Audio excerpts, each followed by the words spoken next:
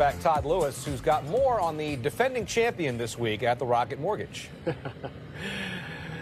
Yeah, it was an emotional victory for Rickie Fowler. But if you were watching Rickie Fowler in 2023, it may not have been a surprise that he won here at the Rocket Mortgage Classic because he came to Detroit after 4 consecutive top 15 finishes. Still, though, there is that heaviness, that weight that he carried around of not winning in 4+ years, and those external expectations of his performance, and more importantly for him, the internal expectations for his performance. But he did get the victory, and today I caught up with him and I asked him to reflect 1 year later about how significant that win was. It was just kind of a buildup of everything from the years prior of struggling and kind of battling through that, and ultimately, finally getting back into the winner's circle. So just kind of going full circle, kind of how things work in golf, life as well, or just about anything. It's never going to be perfect. People are always going to have struggles, and it's more about how you work through those times and come out on the back end in a better spot. So yeah, it was just a big relief. How would you say you mentally or emotionally approach the game now, especially with expectations, compared to maybe early in your career?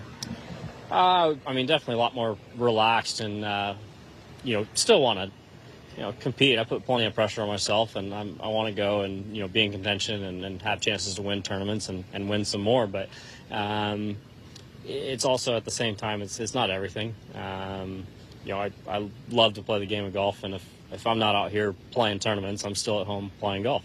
But there's other things, from spending time with my wife and little one, and our second on the way. And I think there's been some other things that have happened around our game this year that have put things into perspective for other people, and understanding that, hey, yeah, we enjoy what we get to do and appreciate it. But it's also, like I said, it's not everything. Is that something, this it's not everything kind of attitude, which is wonderful, is that something you had to learn to do?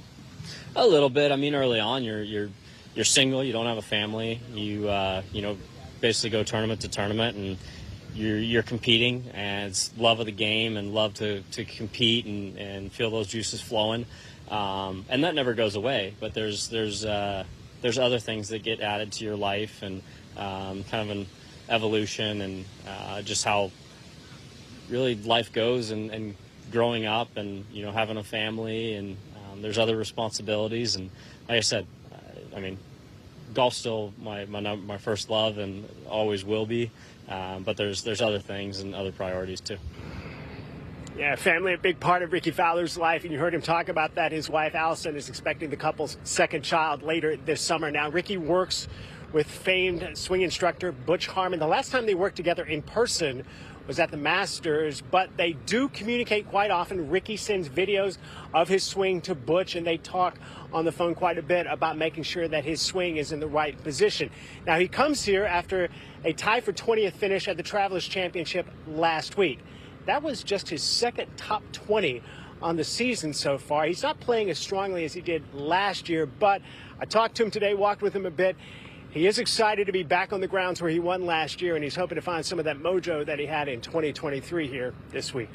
Whit? Todd, thanks very much. That win in Detroit, capping off a 5-tournament stretch where Fowler was in contention every week, including the U.S. Open last year, where he was tied for the lead entering the final round, eventually lost to Wyndham Clark. But since then, it's been a bit of a slog. His best finishes have been 16th at the Tour Championship, tied for 18th at the RBC Heritage. Tripp Eisenhower back with us. So, Tripp, you heard from Fowler, a little perspective, talking about spending time at home, but this is where things came together for him last year, so you got to think there is some good mojo for Fowler.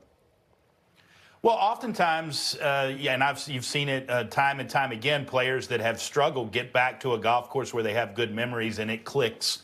And that's the ultimate thing that gets them rolling. Hopefully that happens for Rickie. But, statistically, you look, it's night and day from last year to this year. His ball striking, he was 11th last year in tee to green game. His approach game was so solid. And we always know he's a great putter, whether the stats bear that out. He made the key putts that he needed to make here last year. This year, none of that's happening. He's down to 148th in strokes gained tee to green. He's outside the top 100 in a lot of the other stats, the strokes gained stats. So that's kind of where he was in his slump. But if you look at Rickie's career over the course of it, there's always been this, okay, now we're back and we're going to see Rickie make a long run and have a win every season because he's clearly that talented of a player. And you go back to like 2014, for example. He didn't win, but he historically tied Jack Nicklaus, Tiger Woods as a player who had top fives in all 4 major championships, even though he didn't win one. And then that following year, he has a 2-win season. And you think, okay, this is where we're going to see Rickie, the talented player, finally run off. A couple of years go by, and then he wins again, and you think the same thing. And it just falls off again. So I think there's this ebb and flow in Rickie, and that just may be his DNA. And when he gets motivated, he works very, very hard. There's no question about that. But no matter where he is on the money list, no matter where he is in finishes, the great thing about Rickie Fowler is he will sign every autograph. The fans still love him, and Rickie gives back to those fans. He is great for the game. I would like to see him win a little bit more often, and I'm sure Rickie would agree with me. But maybe this is just the DNA of his career. We have, a win, couple of seasons where we don't, and then we win again. And I think there are plenty of players who would be fine with that over the course of their career, even though you want to be a little more consistent. At the end of it, you look back and say, you know what, I had 10 wins. I should have maybe won 20, but I'll take those 10 wins. I mentioned earlier, Tripp, this is the flattest golf course they'll play all year long, and that's not an exaggeration. The standard deviation is like 2 feet across the entire golf course. And they're looking ahead to Scotland and then the Open Championship. What kind of preparation is this for these larger events that are coming up very soon now on the schedule? I don't think there's much preparation other than, like you said, a flat topography. That would be it. It's not going to blow like it does. This is nothing like links golf. It's a softer venue. I don't think they're looking to play in Detroit preparing for the Scottish, in a couple of weeks or the Open Championship. But again, it's a beautiful golf course. I love the old golf courses that we get to see on the PGA Tour, and it does have a challenging finish. And again, it would be nice to see someone like Rickie Fowler break out of his slump again and defend his title, although I don't think that's likely. But again, I would love to see it. Tripp Eisenhower on Golf Central. 1:05 start time on Thursday for Rickie Fowler at this Donald Ross-designed gem in Detroit. He is going off with Will Zalatoris and Cam Davis.